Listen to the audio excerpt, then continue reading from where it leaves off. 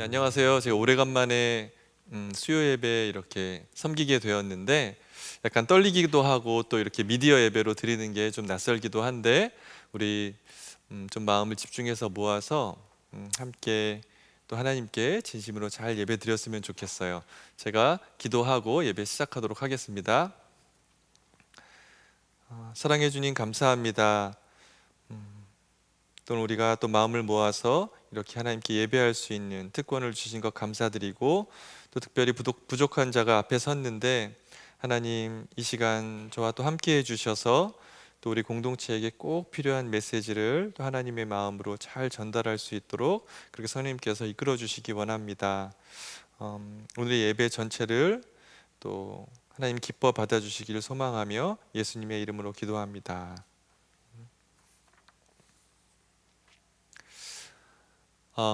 전에 그 수요 예배 설교할 때 이게 잘 이렇게 본문이 지나가다가 제 순서가 딱 됐는데 딱 한 장으로 쓰여진 유다서가 저에게 배정이 된 적이 있었어요. 그래서 그 낯선 그 유다서를 또 좀 부족하지만 연구해서 또 여러분들과 함께 나눴던 기억이 있는데 이번에도 이렇게 시편이 잘 이렇게 지나가고 있었거든요. 그런데 제 순서가 딱 된 그 수요일에 갑자기 하박국서로 바뀌어요. 이 세 장밖에 안 되는 이 하박국이 시작된 것이에요. 그래서 조금 또 낯설었는데 그 성경을 늘 보던 성경만 보지 말고 구석구석 이렇게 공부하라는 그 하나님의 사인으로 받아들이고 좀 기쁘게 또 준비를 해보았습니다. 사실 하박국서 하면 우리가 잘 알고 있는 이 노래 아시죠? 무화과 나뭇잎이 마르고 포도 열매가 없으며 이렇게 시작하는 이 찬양의 메시지가 나오는 책이다 라고만 알고 있고 또 아주 익숙하지는 않은데요. 우리 오늘 좀 전체적으로 하박국서를 이렇게 개론적으로 조금 훑어가면서 이게 다룰 예정인데 그래도 우리 함께 한 마음으로 좀 이 하박국의 첫 번째 간절한 호소인 이 앞부분을 우리가 한 마음으로 읽고 그 다음에 제가 메시지를 이어가도록 하겠습니다. 우리 하박국서 1장 1절부터 4절까지만 읽도록 하겠습니다. 이것은 예언자 하박국이 묵시로 받은 말씀이다. 살려달라고 부르짖어도 듣지 않으시고 폭력이다 하고 외쳐도 구해주지 않으시니 주님 언제까지 그러실 겁니까? 어찌하여 나로 불의를 보게 하십니까? 어찌하여 악을 그대로 보기만 하십니까? 약탈과 폭력이 제 앞에서 벌어지고 다툼과 시비가 그칠 사이가 없습니다. 율법이 해이하고 공의가 아주 시행되지 못합니다. 악인이 의인을 협박하니 공의가 왜곡되고 말았습니다. 하박국서는 짧은 이 세 장의 책으로 이루어진 만큼 비교적 아주 단순한 줄거리로 이어집니다. 그 악인이 의인을 에워싸고 율법이 무너지고 공의가 사라져버리는 현실에 대하여서 한 예언자가 항변하며 질문을 던지고요. 그 예언자와 하나님과의 사이에 탄원과 대답이 오가고 결국 그 하나님의 역사 진행에 대한 새로운 이해를 얻게 되면서 마침내 자신의 삶에 대해서도 새로운 결단을 고백하게 되는 이러한 내용을 골자로 하고 있습니다. 그러니까 뼈대만 좀 정리해 보면 질문, 대답, 질문, 대답 그리고 찬양으로 이루어져 있다고 보면 되겠습니다. 설교를 준비하면서 가장 먼저 하박국이 어떤 사람인지가 좀 궁금했어요. 그런데 하박국이 누구인지를 알려주는 이 정보는 하박국서에밖에 없습니다. 근데 그 하박국서는 그의 어떤 무슨 계보라던가 그가 살았던 어떤 고향이라던가 이런 거에 대한 언급이 전혀 없어요. 오직 이름만 밝히고 있습니다. 그러니 이제 그의 정체를 알기는 쉽지 않겠죠. 그 하박국의 이름의 뜻이 껴안다, 씨름하다 약간 이런 뜻인데 이게 이제 하박국서의 내용과 어떤 연관성이 좀 있어요. 그래서 학자들이 그 연관성을 찾아서 설명하면서 이 하박국을 또 추적해 갑니다. 이런 또 학자들이 있고요. 또 한 가지는 그 3장에 나타나는 예식 용어들, 음악 용어들이 있어요. 그래서 아마도 그가 성전에서 노래하던 어떤 찬양대와 관련이 있는 사람일 것이다 라고 보는 견해가 많습니다. 그렇지만 그가 정확하게 누구인지 모두가 이렇게 좀 추측하는 것이고 정확하게 알 수는 없어요, 우리가. 그렇지만 정리해 보면 그 악이 팽배하던 시대에 그 시대를 품고 하나님께 씨름하며 질문하고 결국 하나님을 대면하면서 그 마음이 녹아져 내려가지고 그분의 대답을 그대로 껴안았던, 말 그대로 그 사람의 이름 그대로 하박국 했던 한 예언자로 기억하면 좋을 것 같습니다. 이러한 그가 누구인지 추측하는 글들 중에 반가웠던 것이 하나 있는데, 그 하박국을 오늘날 그 교회에서 경배와 찬양을 인도하는 그 찬양 사역자처럼 필요에 따라서 새 노래를 작곡하기도 하고 편곡하기도 하고 그러면서 그 성전 예배를 인도했던 사람으로 해석하는 주석가들이 있다는 것입니다. 그래서 제가 다른 저희 동료 사역자들에게 오늘 말씀의 제목을 하박국 천박국으로 할까? 이런 농담을 이렇게 주고받았는데 반응이 좀 호불호가 갈렸어요. 그래서 일단 넣어두었습니다. 예. 어쨌든 그 내용을 알고 나니까 하박국에게 좀 더 마음이 가고 어떤 같은 사역을 했던 어떤 동지애 같은 것, 그런 것을 느끼기도 했었습니다. 이제 보통 예언자들은 하나님의 말씀을 대언하는 자를 말해요. 그런데 하박국서는 아주 독특한 면이 한 가지가 있는데, 그 하박국은 하나님의 말씀을 대언하면서 백성들에게 설교한 일이 없다는 것입니다. 오히려 그는 하나님을 향해서 막 불평하면서 질문해요. 예언자인데 언제까지 그러실 겁니까? 우리가 아까 읽었던 그 본문에 나타나지요. 어찌하여 악을 그대로 보기만 하십니까? 이렇게 질문하고 불평해요. 대부분의 예언사들은 그 하나님께서 그의 백성, 하나님의 백성을 도전하시는 말씀이라면, 이 하박국서는 그 예언자의 그 하나님을 향한 도전으로 시작되는 아주 독특한 특징을 갖고 있는 책입니다. 그러니 이제 이 하박국의 신앙을 의심하면서 의심에 찬 하박국이다, 심지어 믿음을 버린 회의주의자 하박국이라는 말을 사용한 주석가들도 있어요. 그렇지만 그의 이러한 질문은 정말로 애절한 기도였고 탄식이었어요. 이 탄식하는 자라고 해서 그 사람의 신앙을 낮게 평가할 수는 없는 거죠. 시편 기자의 탄식, 욥의 탄식, 더 나아가서 우리는 어찌하여 나를 버리십니까? 라고 기도하셨던 예수님의 기도를 우리 모두는 너무 잘 알고 있기 때문입니다. 제가 두 번째로 궁금했던 것은, 첫 번째가 이제 하박국이 누구인가라면, 두 번째는 이 하박국이 이렇게 좀 애통해했던 이 시대가 도대체 언제인가 하는 것이었어요. 그런데 이 부분 역시 정확한 자료를 제시할 수는 없어요. 다만 1장 6절에 쓰여진 그 바빌로니아가 유다에 대해서 어떤 위협하는 그런 내용들, 그리고 하박국이 계속해서 본문에서 비난하고 있는 그 악한 자들, 그들의 정체가 누구인지를 밝히는 것이 아마도 그 결정적인 단서가 될 수 있을 것입니다. 이를 기반으로 많은 학자들이 그 시대를 특정하고 또 특별히 어떤 왕이 통치하던 시대로 정리해 놓았어요. 그렇지만 이것도 조금씩 다 차이가 있습니다.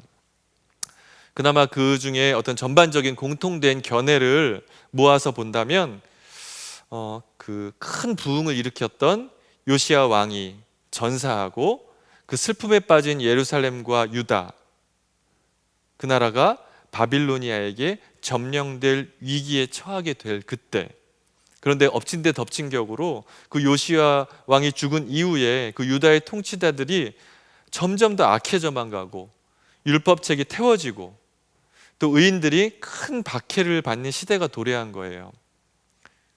정확하게 이 시대라고 할 수는 없겠지만 아마도 이와 비슷한 악한 시대에 보내진 그 하박국이 그 시대를 품고 탄식의 기도를 올리고 있는 그런 책이라는 것은 분명한 것 같습니다. 하박국은 하나님의 의로우심을 신뢰할 수 없거나 그분의 능력을 믿을 수 없어서 고민하는 게 아니에요. 그는 하나님은 선하시며 공의를 사랑하시고 악을 미워하시는 것을 전적으로 믿고 있습니다. 하나님이 그의 백성, 특히 그 의로운 자들을 매우 사랑하신다는 것도 확신하고 있어요. 그렇기 때문에 그 의롭고 공평을 사랑하는 하나님께서 지으신 이 좋은 세상에서 어떻게 그 악한 사람들은 힘이 있고 성공하고 성행하면서 사는데 어찌하여 이 의로운 사람들은 그 악한 자들로부터 착취를 당하고 압제당하고 괴로워야만 한단 말입니까? 라는 그런 깊은 탄식에서 나오는 그 진실한 질문들을 하고 있는 거예요. 그러니까 오히려 전적으로 믿기 때문에 그 믿는 자신의 믿음, 그 사실과 상충되는 듯한 이 현실이 너무 혼란스럽고 그래서 진솔하게 질문하고 그 하나님께 매달리고 있는 것입니다. 그렇기 때문에 이 하박국서는 인간들의 의심이나 불신을 강조하기 위한 책이 아니에요. 그리고 세상의 악한 권세 앞에서 무자비하게 당해야만 하는 인간의 연약함에 관한 책도 더더욱 아닙니다.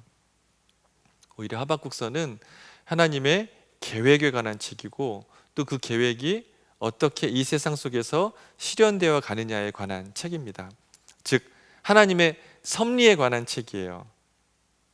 그리고 이 부조리와 부패로 찌든 이 세상에서 우리가 어떻게 그 공의와 정의의 하나님께 대해서 그 믿음과 확신을 유지할 수 있는가에 대해서 우리에게 특별한 교훈을 주는 그러한 책이라고 할 수 있습니다. 제가 오늘 이 말씀의 제목을 믿음과 현실 사이라는 어떤 찬양의 제목을 이렇게 가져와서 오늘 말씀의 제목으로 삼아 보았어요. 늘 우리의 믿음과 우리의 현실은 분명한 차이를 또 드러내요. 그 믿음이라는 것은 그 하나님을 신뢰하는 것, 하나님께서 이미 이루신 일, 우리가 배웠듯이 그 분명한 선포와 약속을 통해서 공평과 공의를 사랑하는 그 하나님이 정말 전지전능하시고 그분의 백성인 우리들을 정말 사랑하신다는 그 사실을 믿는 것에서 시작돼요. 그러나 그 하박국서가 처한 그 하박국 예언자가 처한 그 현실은 그 주의 백성들이 얼마나 불의에 의해서 위축되어 있고 악인들에 의해서 유린당하고 있는가를 극명하게 보여주고 있습니다.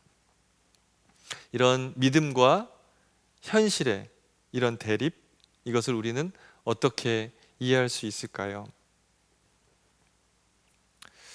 여기서 우리는 그 꿈에도 나오는 그 그림표를 다시 꺼내야만 하는 것입니다.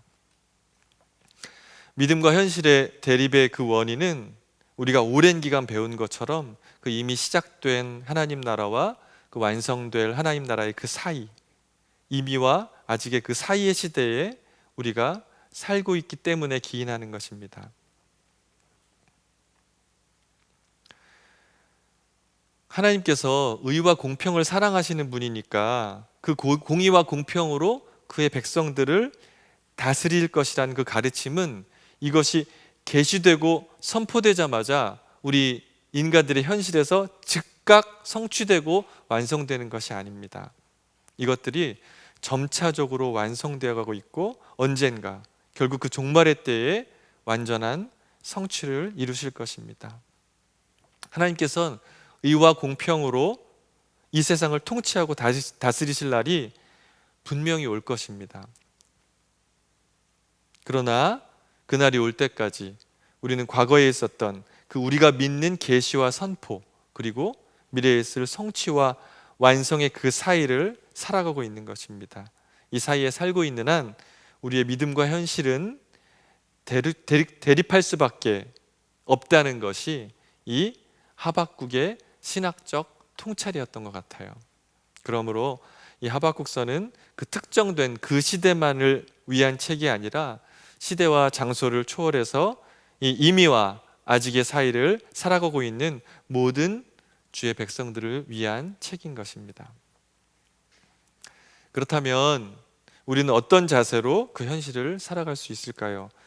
이 믿음과 현실이 빚어내는 갈등에 우리는 어떻게 대처하면서 살아가야 하는 것일까요?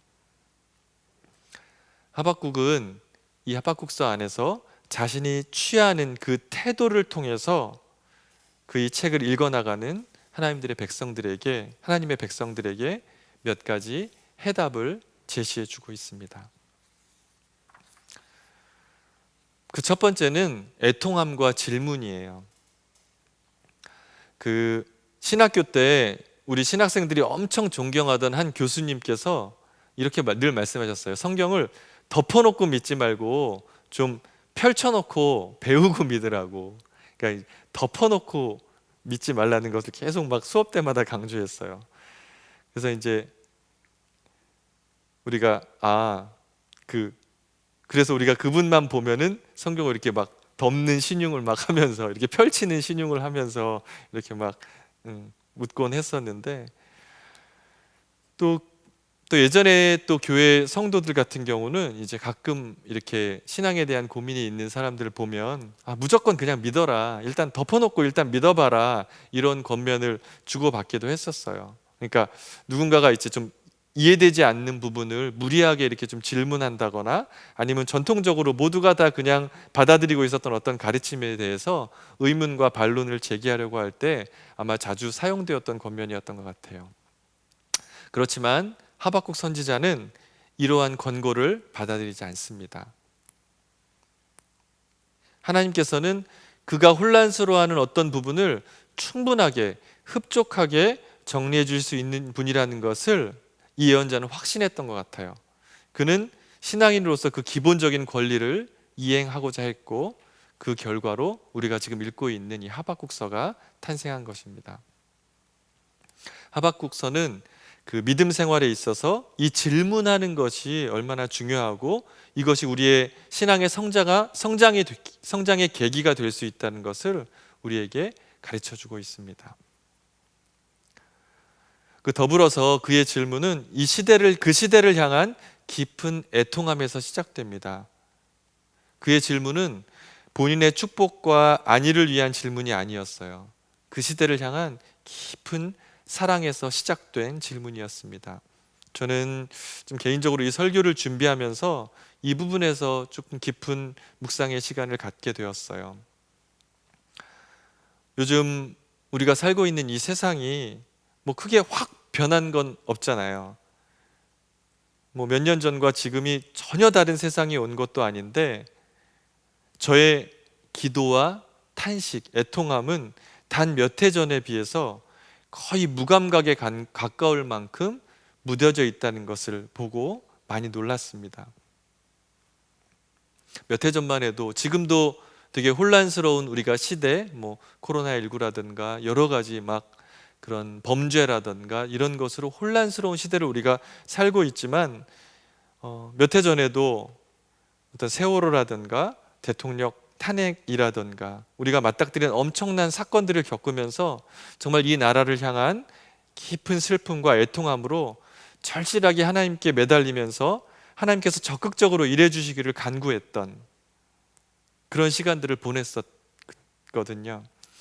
그런데 또 특별히 그 탄핵이 있기 전에 그 마지막 그 집회에서 홀로 참석하면서 그 무리와 함께 그 청와대 앞까지 가서 눈물을 흘리면서 이 나라를 품고 온 힘을 다해 기도했던 저는 세상이 막 뒤집힌 것도 아니에요. 새 나라가 온 것도 아니고 여전히 그 약자의 소리를 크게는 들을 수 없는, 여전히 돈과 권력이 온통 기독교를 장악해버린 것 같은, 그리고 주님의 몸된 교회는 점점 더 세상의 빛이 아닌 세상의 짐처럼 여김받아 가고 있는 것 같은 이 시대에 어느 순간에 제 마음이 그러려니 나나 잘해야지 하는 그 얕은 생각을 붙들고 정말 무감각하게 삶을 살고 있었다는 것을 깨닫게 되었어요. 여러분들은 어떠신지 이 하박국의 그 시대를 품고 애통해야 하는 그 모습을 보면서 우리를 돌아볼 수 있는 그런 시간이 되었으면 좋겠습니다. 믿음과 현실 사이에서 우리가 가져야 할 첫 번째 태도는 하나님 앞에서 이 시대를 향한 그 깊은 애통함과 진실한 질문을 갖는 것입니다. 두 번째는 하나님과의 관계예요. 하박국은 하나님과의 건강한 관계를 유지했던 것처럼 보여요. 그렇지만 세상의 축복들을 충분히 누리지는 못했던 것으로 보입니다. 오히려 그는 역경과 고통에 시달리는 삶을 산 것으로 더 여겨집니다. 그러나 그는 좌절하지 않았고 오히려 그의 혼란과 갈등을 진솔하게 하나님 앞으로 들고 나와서 의문을 제기합니다. 그의 역경과 고통은 오히려 하나님에 대한 새로운 이해를 갖게 되는 통로가 되는 것이에요. 그 시간들을 겪고 나서 하박국과 하나님과의 관계는 이전보다 더 깊고 새로운 차원으로 승화됩니다. 하박국은 결국 3장에서 하나님께서 그 인간에게 내려주시는 그 축복들 때문에, 그 세상적인 축복들 때문에 기뻐하기보다는 오히려 그분의 존재 자체를 기뻐하며 즐거워할 수 있는 깊은 신앙을 갖게 되고, 그것들이 이 3장에서 아주 명확하게 드러나고 있어요. 그 유명한 그 하박국 3장에 무화과 나무에 과일이 없고 포도나무에 열매가 없을지라도로 시작하는 이 고백은 그 애초에 그로 하여금 그 하나님께 질문하게 했던 그 어렵고 고통스러운 현실이 다 원만하게 해결되어 가지고 이러한 고백을 하고 있는 것이 아닙니다. 하박국이 하박국서를 시작할 때 맞닥뜨렸던, 당면했던 그 어려운 현실은 이 책이 끝날 때까지 하나도 변하지 않았어요. 변한 것은 단지 하박국뿐이었습니다. 하나님의 공의와 하나님과의 관계에 대한 새로운 이해가 그에게 임했을 때 그는 더 이상 눈에 보이는 것에 매이지 않고 새로운 차원에서 하나님과의 관계를 누릴 수 있게 된 것입니다. 하박국서가 시작하는 1장에서 보여지는 하박국과 이 3장에서 보여지는 하박국은 너무 달라요. 전혀 다른 모습을 우리가 볼 수 있습니다. 이 결정적인 변화의 모습은, 변화의 요인은 아마도 그가 맞닥뜨린 현실을 통해서 하나님을 보는 것이 아니라 하나님을 통해서 그 현실을 보게 된 이 전혀 다른 관점의 변화가 아닐까 생각해 보게 되었습니다. 인생의 여정에서 늘상 만나게 되는 그 많은 문제들, 그 해결의 근원은 결국 우리 신앙의 기초가 되는 하나님과의 관계가 회복되는 것임을 우리 모두는 잘 알고 있어요. 저도 돌아보면 삶의 고통의 순간들, 하나님이 보이지 않는 바닥을 경험하는 그 순간마다 그 예배와 찬양의 자리에서 그분의 임재, 그분의 신실한 은혜와 궁유를 기억하는 것을 통해서만 회복을 경험해 왔던 것 같아요. 그래서 이제는 그러한 시간, 또 그러한 상황이 내 앞에 놓였구나라고 인식하는 순간 자연스럽게 내가 예배의 자리로 나아가야 할 때구나, 내가 찬양을 들고 하나님 앞에 서야 하는구나, 이런 것을 즉각적으로 알게 되는 것이 훈련된 것 같아요. 이 예배에 참여 중인 여러분 모두가 고통의 순간에 그 하나님을 기억하는 그 방법들을 하나씩 이렇게 장착하고 계시면 참 좋겠다, 이런 마음을 이 두 번째 대지에서 나누고 싶었습니다. 마지막으로 나누고 싶은 세 가지 키워드가 있는데, 세 번째에 나누고 싶은 이야기들의 세 가지 키워드예요. 첫 번째는 믿음입니다. 그 3장에 나오는 그 무화과 나무, 그 말씀과 더불어서 이 하박국서에 또 하나의 중요한 말씀이 있어요. 2장 4절에 의인은 믿음으로 산다라는 그 부분과 관련됩니다. 이게 신약에서도 많이 인용된 말씀인데 여기 하박국서에 나왔었던 그런 말씀이었어요.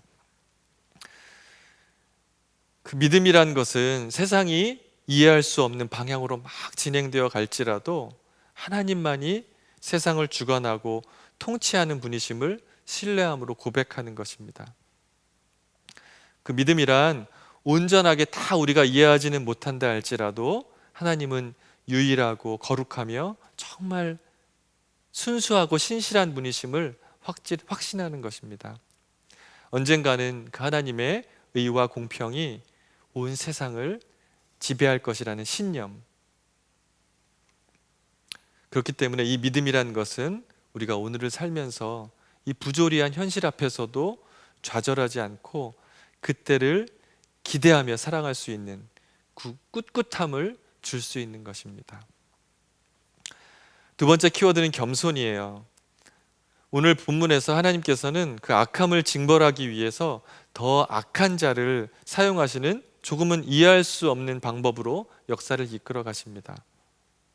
그런데 이를 바빌로니아의 측면에서 본다면 큰 그림에서는 하나님의 역사에 사용된 자들이었어요. 하지만 그들 스스로는 더 큰 멸망을 경험할 수밖에 없는 그런 악한 자들이었습니다. 그러니 여기서는 우리는 정말 우리 자신을 겸손하게 돌아볼 수밖에 없는 거예요. 현재 우리가 하나님께 귀하게 쓰임 받더라도 그렇게 귀하게 쓰임 받는 것과 우리 자신이 하나님 나라 백성으로 어떤 삶을 살고 있는지, 실제로 그 믿음의 삶을 살아내고 있는 건지, 그것과는 전혀 다른 문제가 되는 거예요. 그러니 우리에게 필요한 것은 그 바빌로니아의 교만과 정반대의 자리에 있는 겸손이 되는 것입니다. 겸손하게 그분의 일하심을 신뢰하는 것, 하나님 앞에서 귀한 존재로 사용되기를 소원하면서 그 맡겨진 사명에 충성하는 것, 이것이 결국 하박국서에서 이야기하는 의인의 삶인 것입니다. 저는 이제 노래를 만들고 찬양 사역을 주로 하는 사람이니까 가끔 이런 생각을 해요.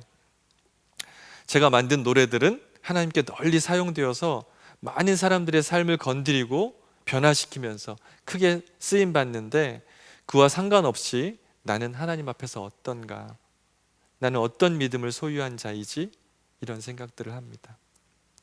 그 노래의 가사들이 결국 내 삶에서 어떻게 드러나고 있지? 이런 질문이에요. 그러니 노래를 만드는 일은 결국 또 그렇게 사는 것과 관련되어 있다는 것을 또 배우게 됩니다. 세상에 정말 쉬운 일이 하나도 없는 것 같아요. 네, 세 번째 키워드는 소망입니다. 본문 2장 1절 하반절에서 주님께서 나에게 무엇이라고 대답하실지 기다려보겠다, 이런 표현이 나와요. 여기서 기다려보겠다는 것은 문법적으로도 아주 강조된 형태로 나타나는데, 이 기다림인가 해서 우리 이 신앙에 좀 아주 중요하고 아주 기본적인 요소가 되는 거예요. 이 기다림이라고 해당되는 이 짜파라는 이 원어는 그냥 막연한 기다림이 아닙니다. 기대와 소망을 갖고 하나님을 바라며 모든 것을 참고 살펴보는 것을 말한다고 그렇게 되어 있어요. 그리고 결국 그 어원에는 결국 소망이라는 것이 깔려 있는 것입니다. 이 기다린다는 표현이 3장에 한 번 더 등장하는데요, 3장 16절 후반절에 그러나 나는 우리를 침략한 백성이 재난당할 날을 참고 기다리겠다. 여기서는 소방의 삶에 참고 인내하는 기다림의 모습이 더해져서 나타나고 있어요. 이미와 아직 사이를 살고 있는 우리들에게 그 하나님 나라의 완성을 기다리며 소망하는 것, 이 또한 하박국서의 분명한 가르침이 되는 것입니다. 이제 말씀을 좀 정리하려고 해요. 하박국은 하나님을 만나면서 자신이 얻은 그 답, 그것을 우리에게 책으로 남겨주었어요. 그의 체험은 진실한 자세로 하나님을 찾는다면 분명히 만날 수 있다는 그 가능성을 우리에게 제시해 줍니다. 그 존경하는 우리 김영국 목사님의 말씀 중에서 기억에 남는 표현들이 많이 있는데요, 그 중에 가장 또 저에게 강렬했던 표현 중 하나가, 우리가 이 땅을 살아가면서, 이 시대를 살아가면서 고통을 받지 않고 고난 하나 없이 이렇게 살아가기를 원한다는 것은 그 수영장에서 물 한 방울 묻히지 않고 수영하겠다는 것과 같다는 그런 표현이셨어요. 하나님의 계시와 선포는 언젠가는 최종적으로 성취되고 완성될 것입니다. 그러나 그 사이에 사는 한 불의와 부조리는 한결같이 기승을 부릴 거예요. 하지만 믿음을 소유한 하나님의 백성들인 우리들은 이러한 일이 일어날 때마다 좌절하고 절망하기보다는 이 시대를 품고 진심으로 하나님 앞에서 애통해야 하며 진실한 질문을 던지고 그 하나님과의 바른 관계를 세우는 것에 힘쓰고 또 믿음과 겸손과 소망함으로 진지하게 맡겨진 삶을 살아갈 때, 그럴 때 비로소 우리는 하박국과 함께 진실한 마음으로 이렇게 고백하며 찬양할 수 있을 것입니다. 무화과 나무에 과일이 없고 포도나무에 열매가 없을지라도, 올리브 나무에서 딸 것이 없고 밭에 거두어 드릴 것이 없을지라도,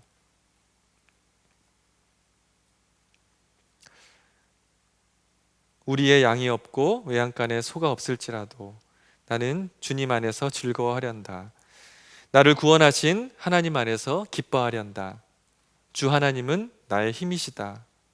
나의 발을 사슴의 발과 같게 하셔서 산등성이를 마구 치닫게 하신다. 우리 찬양 한 곡 같이 하고 함께 기도하시겠습니다.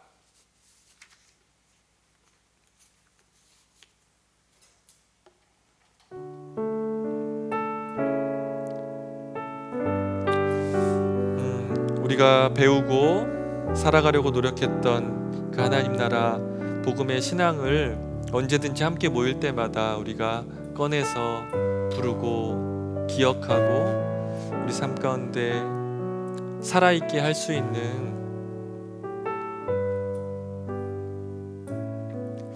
노래 한 곡을 만들고 싶다라는 마음이 계속 있었어요. 그래서 우리가 배운 것들을 잘 정리해서, 그러니 이것은 어떻게 보면 제가 작사한 것이지만 김영근 목사님의 작사, 또 더 나아가서 우리 성경의 가르침이었다고 볼 수 있겠죠. 하나님 나라 복음의 노래, 우리의 마음을 담아서 함께 고백하도록 하겠습니다. 주 오셔서 죽으시고 다시 부활하심으로 이미 임한 하나님 나라, 하나님 나라. 주님 다시 오실 때 회복되고 완성되어 영원까지 이어질 나라, 하나님 나라. 우린 그 나라에 속한 사람들, 이 세상 속에 살고 있지만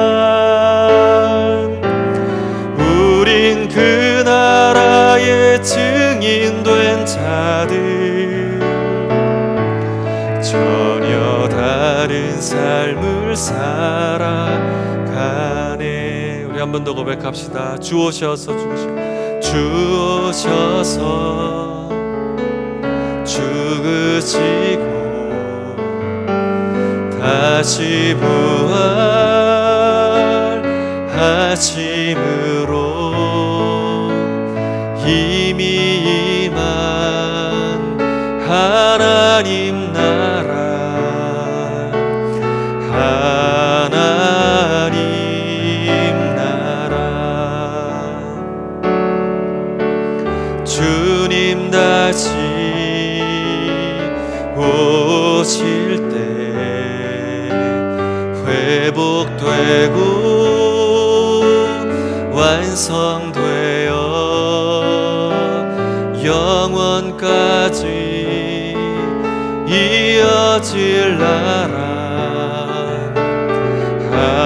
하나님 나라. 우린 그 나라 속한 사람들, 이 세상 속에 살고 있지만 우린 그 나라의 증인된 자들, 전혀 다른 삶을 살아가네. 우린 그 나라에 속한 사람들, 이 땅을 밟고 살아가지만 우린 그 나라의 증인된 자들, 소망의 날을 앞서 사네. 소망의 날, 소망의 날을 앞서 사네. 소망의 날, 소망의 날을 앞서 사네.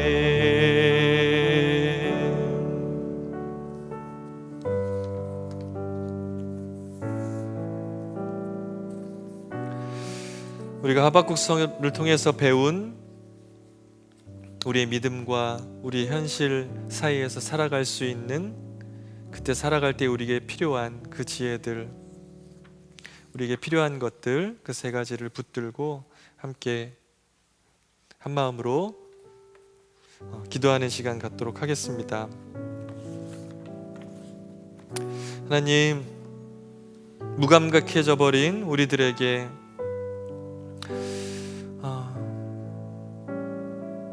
정말 무뎌져 있는 우리들에게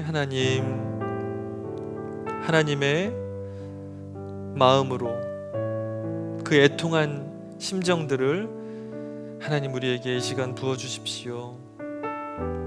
하나님, 우리 안에 정말 치열한 질문들을 주십시오.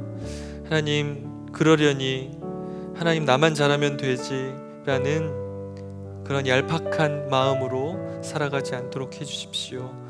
하나님 앞에서 하나님 진실한 질문을 그 애통하는 마음으로 들고 하나님 앞에 설 수 있는 저희들 되게 해주십시오.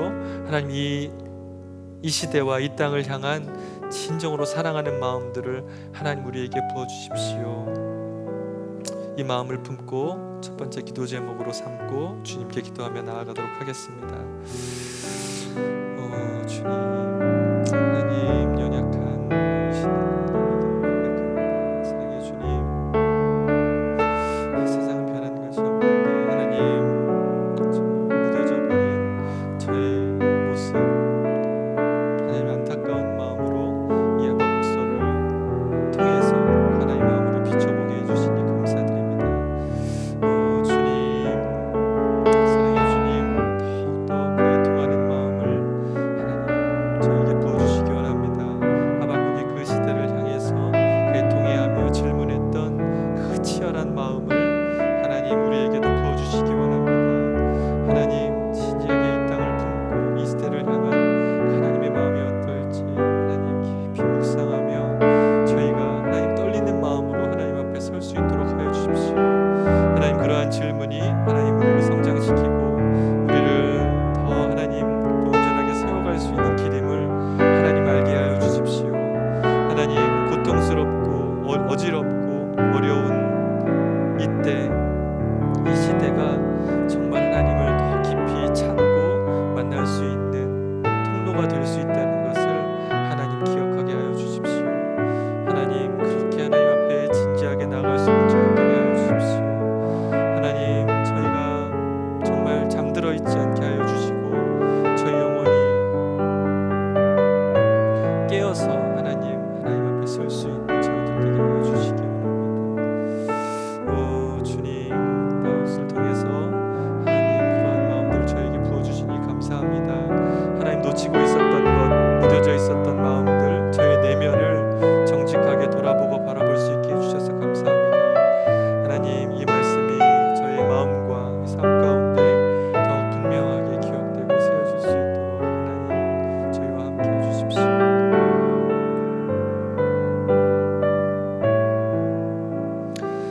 번째 기도 제목으로 또 하나님께 기도하며 나아가겠습니다.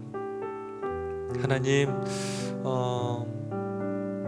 저희가 그 하나님과 누리는 그 가장 기본적이면서도 가장 중요한 그 하나님과 평화를 누리는 그 관계들을 더욱 깊이 사모할 수 있도록 하여 주십시오. 우리의 상황과 현실이 또 고통스러울 때마다 그 하나님을 기억할 수 있는 그 지혜를 하나님 더욱 우리에게 부어주시기 원합니다. 하나님, 그럴 때만이 유일하게 우리의 현실을 통해서 하나님께 나아가는 것이 아니라 그 하나님을 통해서 이 현실을 바라볼 수 있는 그 눈을 우리가 얻을 수 있다는 것, 그것이 하나님과 누리는 그 관계 속에만 가능하다는 것을 이 시간 고백할 수 있도록 하게 하여 주십시오. 하나님, 더 깊은 하나님과의 관계를 가르쳐 주시고 하나님 누리게 하여 주시기 원합니다. 그 가장 높으신 분, 그 사랑에 우리가 있다라는 것을 하나님 늘 하루하루의 삶 속에서 기억하는 우리들 되게 하여 주십시오. 그 사랑 안에서만 회복될 수 있다는 것을 우리가 기억하며 하나님과의 깊은 관계를 누리는 저희들 되게 하여 주십시오. 하나님, 이 공동체가 하나님과 더 가깝게 갈 수 있게 하여 주십시오. 하나님, 저희가 그런 삶을 살아가기 원합니다. 그렇게 고백하며 하나님과의 깊은 관계를 사모하며 한 번 더 기도의 자리로 나아갑시다. 주님, 하나님, 우리 힘으로 하나님 그 고통과 하나님 그 어려움을 또 이겨낼 수 없다는 것을 하나님 우리 삶 가운데서 많이 배웠고 경험해 왔습니다. 하나님, 우리의 힘으로 극복할 수 없는 많은 것들은 결국 하나님을 통해서만 가능한 것이고, 하나님을 기억해낼 때 하나님의 그 전지전능하심을 우리가 의지할 때만 가능하다는 것을 하나님 우리 삶 가운데 배웠고 그렇게 경험해 왔습니다. 하나님, 오늘 말씀을 통해서 우리가 깨달았듯이 그 하박국이가 하나님과의 관계가 회복될 때 전혀 다른 관점으로, 하나님 전혀 다른 고백으로 변화되었듯이 하나님 우리에게도 동일한 그런 마음들 부어주시기 원합니다. 하나님을 어떻게 바라보느냐가 하나님 이 세상을 또 정확하게 바라볼 수 있는 시각으로 이어진다는 것을 하나님 우리가 알게 하여 주십시오. 기억하게 하여 주십시오. 하나님, 고통의 순간 때마다 하나님을 기억나게 하여 주시고, 하나님의 관계를 바로 세우는 것이 그것을 해결할 수 있는 유일한 길이라는 것을 저희가 더욱 분명히 알게 하여 주십시오. 하나님과 누리는 그 친밀함을 저희가 더욱 일상 가운데 맛볼 수 있게 하여 주십시오. 하나님, 그 예배의 자리에서 하나님을 누릴 수 있게 하여 주시기 원합니다. 하나님, 찬양이 우리의 고백이 되게 하여 주시고, 하나님 그 예배가 하나님 우리의 진정한 마음의 예배가 될 수 있게 하여 주시기 원합니다. 하나님과 누리는 그 관계의 깊은 그 맛을 더 우리가 경험하는 삶을 살 수 있도록 하여 주십시오. 오 주님,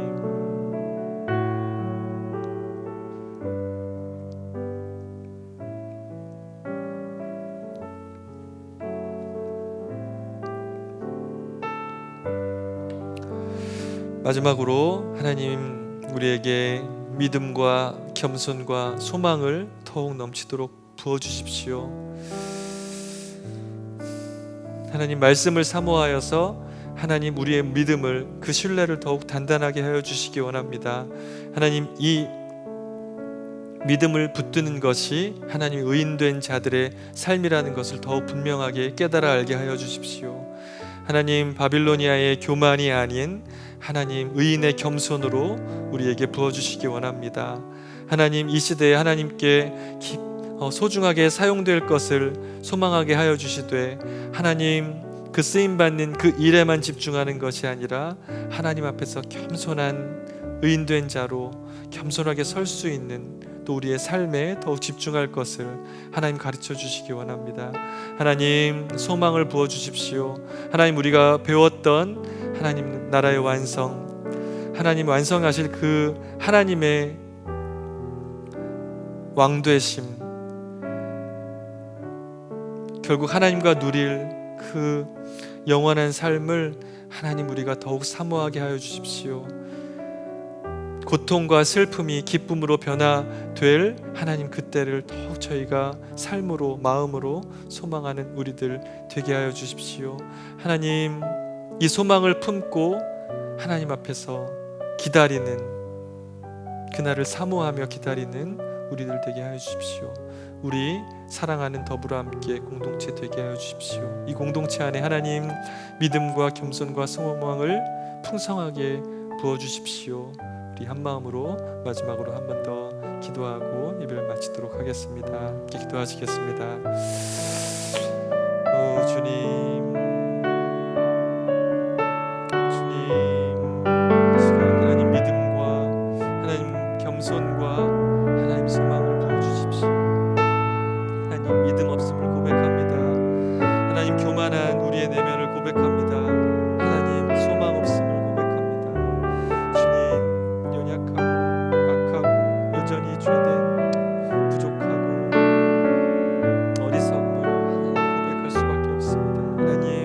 하나님만이 주어줄 수 있는 그 믿음과 겸손, 그 소망의 마음을 하나님 사모하며 나아갑니다. 하나님 함께해 주십시오. 하나님 함께해 주십시오. 하나님만이 볼 수 있습니다. 함께해 주십시오. 오 주님,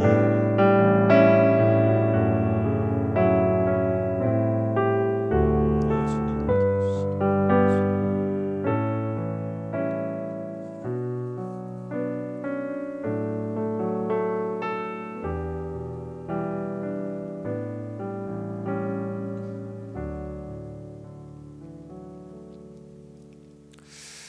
사랑해 주님 감사합니다. 오늘 귀한 하박국서 말씀을 통해서 혼란스럽고 고통스러운 이 시대를 살아가는 우리들이 하나님 또 어떠한 마음을 품고 어떤 마음을 사모하며 또 어떤 것들을 추구하며 살아야 하는지를 하나님 하박국을 통해 가르쳐 주시니 감사합니다. 하나님 우리가 배우고 하나님 우리가 기도했던 이 마음들을 하나님 우리 내면에 잘 뿌리내려서 하나님 그렇게 하나님 앞에 질문하며 애통해하고 하나님과의 깊은 관계를 사모하고 하나님 믿음과 겸손과 소망이 충만하기를 붙들며 살아갈 수 있는 하나님 사랑하는 우리 더불어 함께 우리 가족들 될 수 있게 그렇게 성령님께서 붙들어 주시고 인도해 주시기 원합니다. 오늘 귀한 말씀 통해서 우리를 또 다시 한번 하나님을 기억하고 그 나라 백성의 삶을 도전할 수 있게 해주신 주님을 찬양합니다.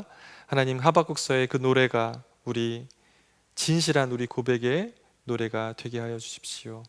감사합니다. 예수 그리스도의 이름으로 기도합니다.